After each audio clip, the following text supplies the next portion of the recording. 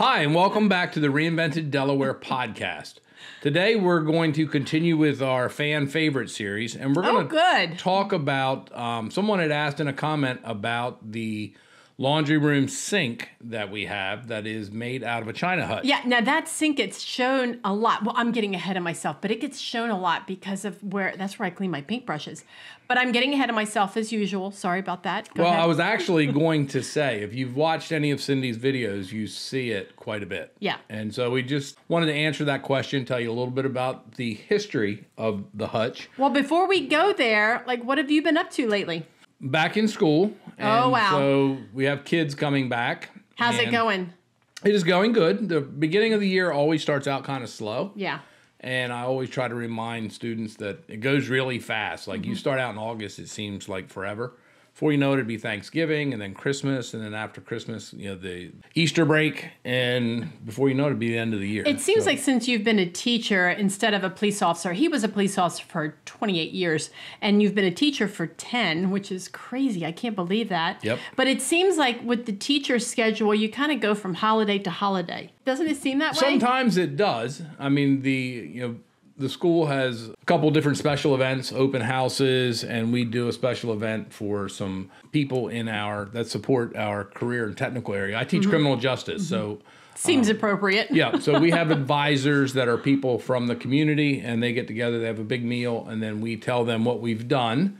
And then we also ask for their, I don't want to say opinion, suggestions on things that we could incorporate. So, for instance, we had a police chief tell us one time that a lot of their candidates were struggling with math. And on the application test, that they were failing the math portion. They don't progress if they fail the test. And so that's something that we're able to incorporate and try to build into our lessons a little more math. So it is actually very productive. It's a big event for the school. It's a big event for all the people that support us. And I think we have about 8 or 10. We have more advisors than that, but about 8 or 10 that come to the dinner and sit and talk with us.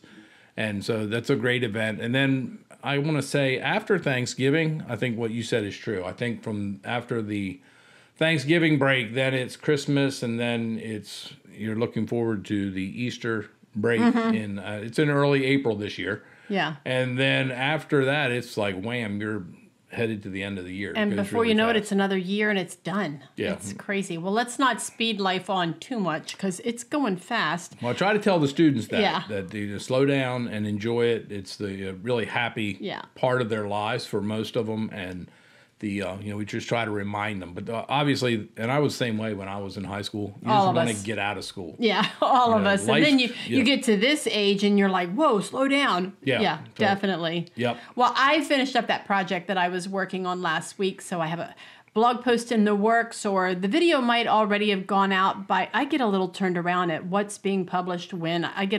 I get turned around very easily. Anyway, if that video is already live, I'll be sure to link it, but it's in the works. At the minimum, this little project is in the works. I think it's one that you're going to enjoy.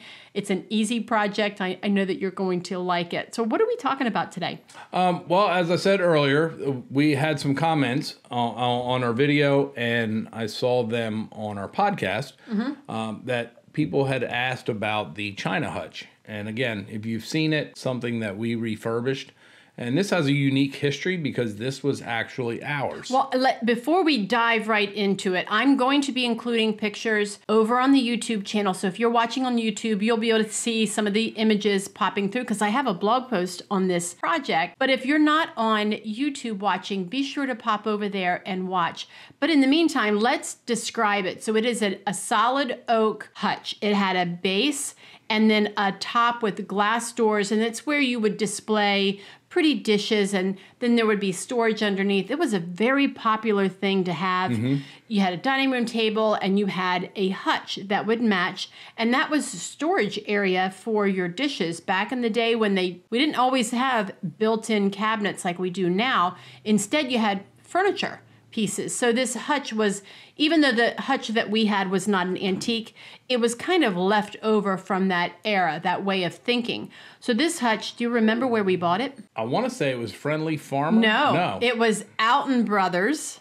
Okay. All Yeah, right. it was a local store called Outen Brothers. They have several locations. I think they might have had 3 or 4 locations at the time. And I remember when we bought the dining room table and the 4 chairs and this hutch, I remember thinking we had arrived. Like, we just had arrived because we had this gorgeous natural oak piece of furniture, the whole set. I mean, this was when you had the sets that matched, and oh, I just loved it so much. I still love that piece. It was a beautiful set.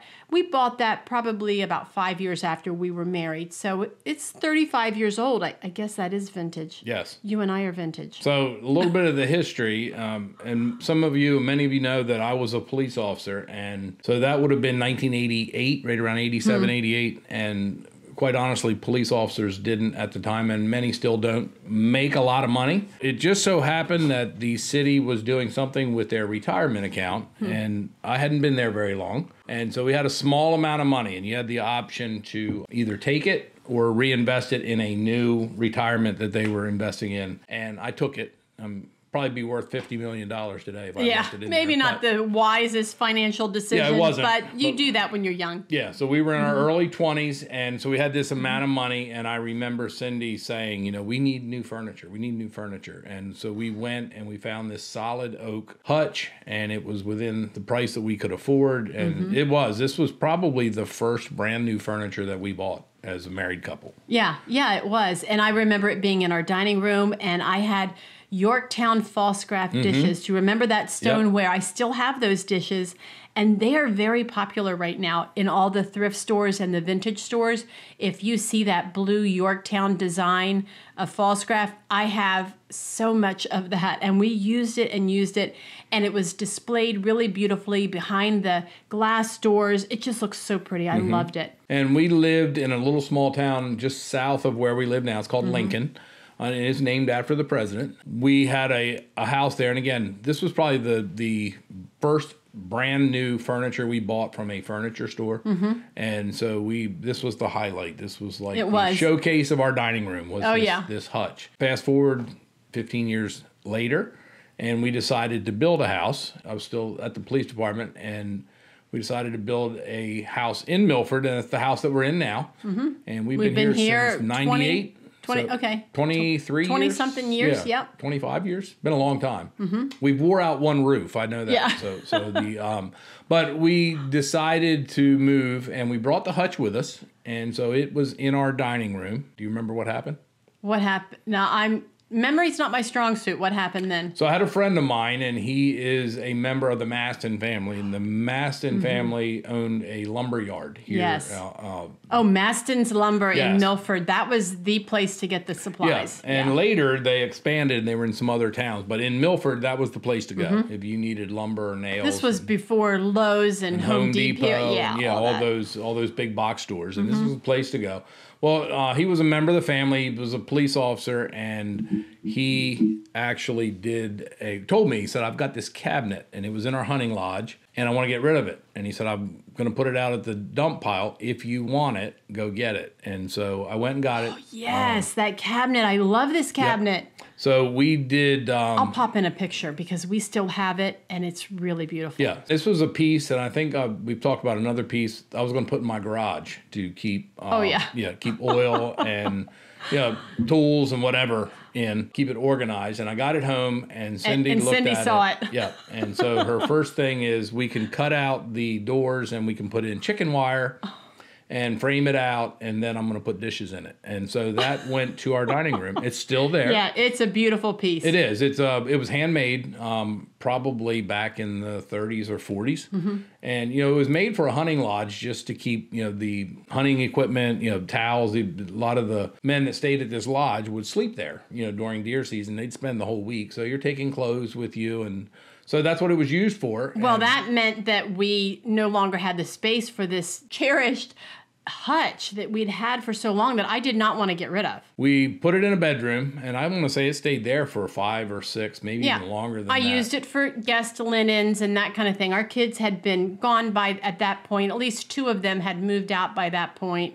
So we used it for linens and storage, and it worked out just fine in there. When we built the house that we're currently in, we put a fairly inexpensive little utility sink in there. It's plastic. Yes. Those plastic tub-looking industrial. The idea was, if I was out working in the garden or working on the car, I'd come in, I could wash my hands before I had to trounce through the house to go to get to a bathroom to do it. That served its purpose. I remember it got some paint stains and got, I think, some other stains, and so it didn't weather hard use very well, and it wasn't pretty. Cindy got the idea. She was going to redo our laundry room. So about this time, we're building a garage. So this is right around 2004, 2005. Something, yeah. And I had gone to a local cabinet shop. The owner had said, I'm taking the kitchen out. You can have all the cabinets if you want them. And so they were fairly high-end cabinets, and he was installing brand new cabinets. And so we got a whole bunch of them and put them in the garage. Well, Cindy got the idea, hey, I'm going to redo the laundry room, and I'm going to take some of these cabinets. Cindy gets a lot of ideas. She does, and she said, I need storage. I need places to put laundry soap, because before that we had shelves. It was just shelving, And they're the wire shelves that go on the little wire brackets that screw into the wall. And closet made. Remember when they were popular? Yeah, so not very attractive. So she redid a couple of the cabinets. She said, I'm going to take the China hutch, and we're going to put a sink in it. So that didn't get me too concerned until she said, and the idea for a sink is a galvanized tub. When she shows you the pictures, you'll see what I mean. But traditionally, these are things that are used on the farm to water the livestock or, to hold water. They're not super attractive, but this was right about the time that farmhouse was coming into popularity. And so we refurbished it. I remember you sanded it. And you did, I don't know if you did a clear coat or exactly what you did to on the sink or on the China hutch. At first, I painted it. I had it painted to match our kitchen cabinets at the time. We had a light color on the upper cabinets in the kitchen and a dark color on the base of the cabinets. You'll see in the pictures. By the way, I have a full blog post of this whole tutorial, so you'll see it there. That's how it started. I painted it to match our kitchen because when you're standing in our laundry room, you can peer into the kitchen, and I wanted a cohesive look. If you watched the previous video where we turned a vanity into a sink, I had said... vanity from a dresser. Yeah, remember from we a dresser. Did that? So we turned that into a vanity, put a sink on it, and I made a comment. If you purchase a sink, you typically get a template, shows you how to cut or the size to cut. And a galvanized tub does not have that. No, because it's not intended to be a sink. So it doesn't even have a drain hole in it. Yeah, so she showed me on the tub. She pointed to the side of the tub and said, I want it to sit down about this far, and I want it to be centered. And then we bought a wall mount faucet, and so that we could get water to it. And I remember being out in the driveway because I had cut a hole and it would sit down, and then I would route her off a little bit more and it would sit a little lower, and I'd route her off, and I kept thinking, I'm going to cut this thing so big the tub's going to fall through. It was a lot of test fitting, wasn't it? Yeah. It was a lot of cutting, just a little bit at a time till we got it right to the point that we wanted. But then the problem was because we've had a dog that we bathed, and we bathed them in the laundry room sink. So it has to support some weight. I don't know what a gallon of water weighs, like 6 pounds, I think. I don't know. 5 or 6 pounds. Okay. If you're using it, it has to support the weight, and it wasn't made, like a kitchen sink. So we took some muffler strapping that you buy at an automotive store. Isn't that so funny? But that was smart. That was a great idea. Great solution. Yep, took some muffler strapping, and I remember having to go behind the wall and cut the plumbing, and then go under the house and run some new plumbing, and so it was a labor of love, but it was, and again, we hadn't done a whole lot of these. This was, to me, a big project. Yeah, this was a big project. This was way before we were in business, and we were just repurposing for our own home, which we've done for 40 years, nothing to this extent. So we'd built up to this kind of a project. We had to kind of build up to this. So it was probably a week, I want to say, because we hung cabinets, and then we put some shelves up. And then this China hutch was the thing. I know you were painting it and then restoring it. We put the sink and the plumbing, and so we were probably a good week. Yeah, it was probably a good week. Let me backtrack a little bit, because I had said that China hutch was in a bedroom, and we decided one day that we just need to get rid of it. So we had agreed we were going to sell it. That's right. Yeah. We were going to sell it. Yep, we had decided, because I remember you asking me, something, first piece of furniture we bought, are you sentimentally attached to it? Let's sell it. And I put it on eBay, and for like 3 weeks we got 0 bids. 0. Yeah, and I think we started the bidding off at like $50. Oh my goodness, isn't that something? Yeah, and nobody bid. Had a few questions, and nobody bid on it. And so we kind of came to the realization that we loved it, but nobody else did. Nobody else did. Yeah, so that... I don't know why. It was a beautiful piece of furniture. Well, that kind of precipitated the idea. I think the oak furniture, the solid oak, is not... Joanna Gaines wasn't super popular like she is now. Yeah. So that this was way coming, before Joanna Gaines. Yeah. So that look was kind of coming into being, but it wasn't super popular. And so people were looking at the hutch, and it just didn't go with the decor, which is fine. But I just remember being surprised putting it on eBay and thinking, nobody wants this thing. Yeah. So we talked, and then thus the idea for redoing our laundry room came up, the refurbishing, painting. And it's one of those things that whenever I see natural wood, I'm always apprehensive to paint it. And I know she's had hundreds of projects where she says, I'm going to paint that. And in the back of my mind, I'm like, that wood grain is beautiful. Like, I can't believe we're going to paint it. And, with oak especially, if you paint it, you never get all the paint out. So it's not like you can sand it down. I guess you can to a certain point. But to me, you never get it back to that original look. And I'm thinking, well, make sure you know what you're doing. And she did. She got the stain. I remember she told me, I'm going to stain it. And I thought, stain will never adhere to that's that right. thing. Yep. So the first, after the sink was in, after the faucet was in, and he did all that work, then it was time to finish putting this thing together. And I did forget this part. We had been given a piece of Corian countertop when my mom had her kitchen remodeled. She gave us this piece of Corian that would be the perfect countertop for this. So we took the wood off of that hutch, the topping, because the hutch comes in 2 pieces. So we took the top off and we used it for something. I know we made something. Actually, I think I still have it. Oh, you still have it? I think so. We'll make something out of it. So she gave this piece of Corian. It was going to work perfect, and it was wider, which was better for a cabinet, for a counter kind of area. And that is what you actually cut the hole in. So then it got to the point where I needed to refinish this, and that's when I thought about refinishing it to match our kitchen. We had the lighter colored upper cabinets, like I said, and the darker stain on the bottom cabinets. It was really a pretty look. I know it's not a popular look now, but at the time it was the look to have, and it was really, really pretty. And I stained it with General Finishes gel stain, which is a very different kind of stain product.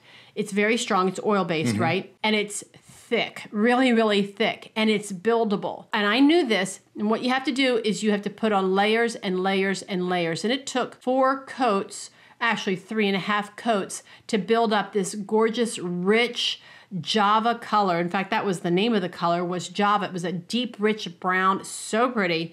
And when I first said that I was going to do that, and then that first coat looked horrible, didn't it? It did. It looked really bad. It was streaky, and it was uneven. Oh my gosh, it looked terrible. So I think we had done just a very light sanding to kind of clean it up, but we did not sand the previous finish off. So there was some lacquer on it. And that factory finish, whatever. Yeah, the factory finish. And so I remember we discussed that we have to take that off.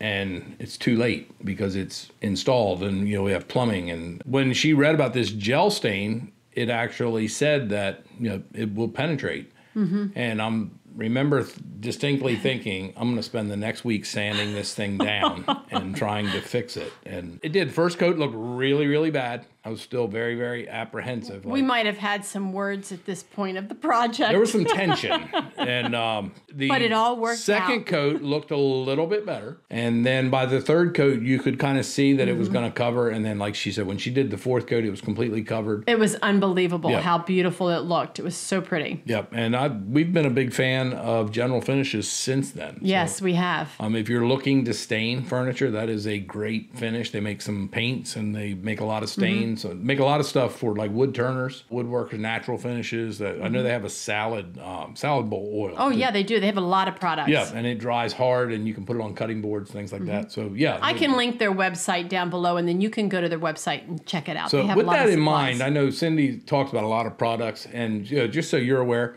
we don't get paid for many of these. And if we're telling you it's something that we tried that we really like, but we're not at all advertising for these companies. These are just things that we know. If you're going to do this project, it's going to make it much simpler on you so you don't make mistakes that we have made. Yeah, we're just telling you from our own experience of products that we have used and enjoyed and liked, and we just wanted to share that with you. Yeah, so the general finishes worked out really well. Cindy had said her mom built a new house and had some Corian. If I'm not mistaken, didn't she switch out the countertop? She went with granite, and the Corian had been a really popular product, and it didn't last long as far as popularity, I don't think, because it did scratch. For our laundry room sink, I didn't think that it was a problem, and it was free.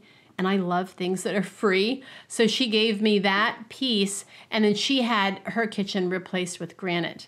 So we also have took a piece of that same Corian that's on the guest bathroom sink. Oh, that's right. Yeah, and we had another in the master bathroom sink. Yeah, so we got quite a bit of Corian. And we just reused it. Yep. I forgot all about that. And Corian, if you're thinking about doing something like this, granite cannot be cut with a traditional saw. It has to be done with a special saw. I think even a laser. So, but Corian and a lot of these products that are similar, you can cut. So you can cut a hole in it for a sink. You can reuse it, repurpose it. And again, many of these cabinet companies that are redoing kitchens are taking out kitchens, and they'll give that stuff to you. Yeah, you can find those kind of products like the Corian at the Restore, and you can find big chunks of it and then cut it to fit. Now, it might not fit if you have a huge kitchen, but if you have a kitchen or a cabinet like we're mentioning about this hutch, you could possibly do the same thing if you keep your eye out and kind of keep your eye out for pieces like that at those sorts of salvage stores or the Restore. Yeah, they're putting it in a dumpster and paying to have it hauled away, so they're more than happy to give it to you. Yep. And you can get some really nice pieces if you have a project like that in mind. So it's just something for you to think about. Well, I'm glad that we did that project. That was several years ago. Did we do that about 10 years ago? We did it before I started teaching, so it was a little over 10, and that was kind of the precursor to our big house remodel. That's true, and maybe we'll talk about the big house remodel sometime. I don't have so many pictures of that, but maybe we'll talk about that sometime. But we're still using that same laundry room sink that we configured from our hutch that we've had for 40 years almost, and we're still using it. I have painted it again. And I'm kind of thinking about painting it again because I thought about redoing our laundry room again. I like change. I just like change. I like to keep things fresh and different. And I think you like doing the projects. So stay tuned. We might be painting that down the road. We'll show you the pictures and the blog post. Everything's going to be linked down below so you can see exactly what we're talking about. Then you can really see that hutch and how we converted it to a laundry room sink. Yeah, and if one of you is out there and you're thinking, I really want to do this, but I'm afraid, we won't be able to get another sink. We have replaced ours once. We did. And they still make these same galvanized pans or these like galvanized tubs. Yeah. And you'll see it in the picture, but we were able to find one that was the same size that fit in there, very, very well. So it's something that if you do have to replace it, it can be done. It can be done fairly easily. Yeah. So if you have any questions about this project or any of the other topics that we talk about here on the podcast, please feel free to reach out at cindy@reinventeddelaware.com, and you can ask me a question. If it's a question directly for Steve, I'll just send him the email and he'll take care of that. Or you can also comment down below. If you're watching on YouTube, you can just put your comment down there. I would ask that you would rate and review us if you're listening on the podcast players like Apple or Spotify. That really helps us. Basically, when you rate on a podcast, it tells Apple or Spotify that you found value in this podcast, and then they will push it out to other people. And then other people can hear about these projects and be inspired for projects for their own home. So it really does help us a lot when you do that. And we appreciate it. We appreciate it so much. We love your comments. We love reading the ratings. That's just a lot of fun. It is. And when Cindy talks about giving us a like or giving us a rating, 5 stars, by the way. But when you do that, we get a lot of comments that are people that say, I just found your podcast, or I just found your blog. That is how that gets pushed out. I think they call it the algorithm. Yeah, and so, something like that. Somewhere people much smarter than I am have figured out how to push that the podcast or the videos out to people that might be interested. So we just about every video or every podcast we do, we get somebody that says, I just found it. And so all the time. Because of you giving us a like and a 5-star rating. So thank you very much. But seriously, we do thank you for all the comments. And I know we're doing our listener spotlight. What are we calling spotlight. it? I think it's listener spotlight. Okay, listener spotlight. Who's up today? So today we have a comment from 1974 Angels. Okay. And Cindy had asked on one of her videos about people, do they jump between projects, or do you start on a project and work it until it's complete before you begin something else? I'm a big jumper. Myself as well. So I can have 4 or 5 things going on while the glue's drying over here. I'm painting, and while the paint's drying, I'm drilling holes, and so I can at any one time can have 3 or 4 things going on. Well, what did the commenter say? So, OMG, do I ever jump between projects? My husband often asks, whatever happened to that frame you were working on?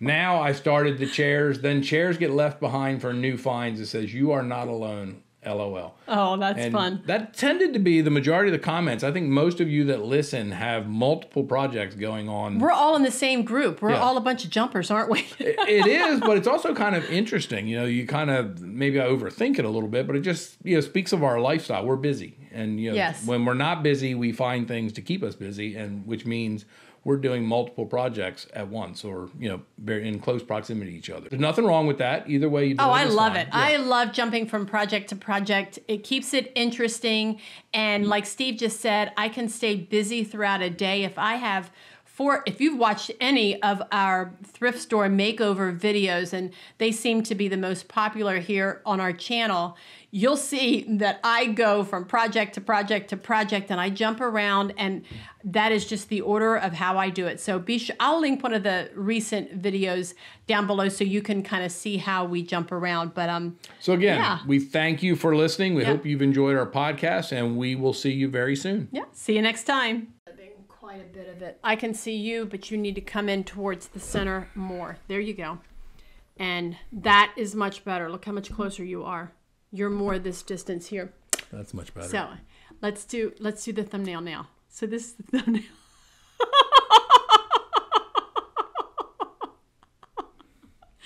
I look at the camera and do something. I can't tell if you're laughing. I know. I can't tell if you're doing it I'm fake. sorry to tell you, but I'm pretty good. I see that. You are very good at it. Yeah. Look at the camera, not at yourself, and give a little smile.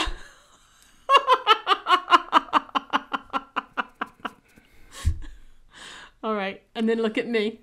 We're not ready to start. I'll tell you when we're starting. Are you recording? You're not recording. We're recording. This is the thumbnail. I'm doing it at the beginning rather than at the end. Okay. Look at me. What? You are crazy. You crack me up. So you start to smile, then you put the cup up to your mouth. I did. You got a good smile picture in there. I did? You got one in there. Okay, here we go. Are you ready? We're ready.